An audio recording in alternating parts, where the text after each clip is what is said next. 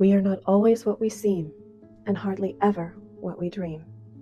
The Last Unicorn by Peter S. Beagle is a beautiful fairy tale about the journey of discovering and understanding one's self-identity. Themes of perception, enchantment, and love color the story, from the hunters in the beginning discussing the missing unicorns, to the midnight carnival, to the unicorn's final confrontation with the Red Bull. I don't know if there's much I can say about this book that many others haven't already. It's been in the world for 56 years, and the animated film, whose screenplay was written by Beagle, was released in 1982. Many folks have seen it, and if you have, I can say with absolute certainty it is a faithful adaptation.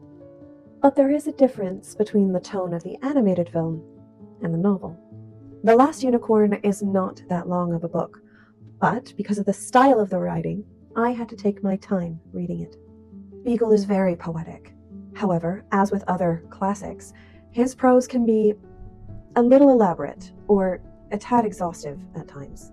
But once I got used to the pacing and style, I could fall into the melodic and melancholy tone quicker each time I opened its pages.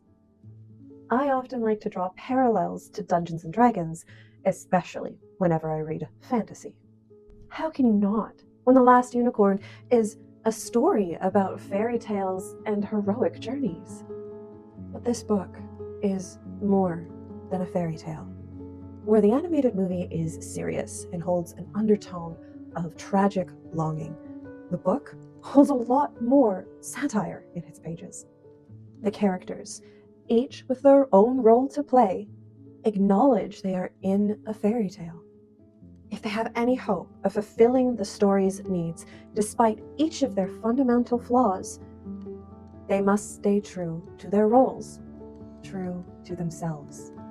Unicorns may go unrescued for a very long time, but not forever. Happy endings cannot come in the middle of a story.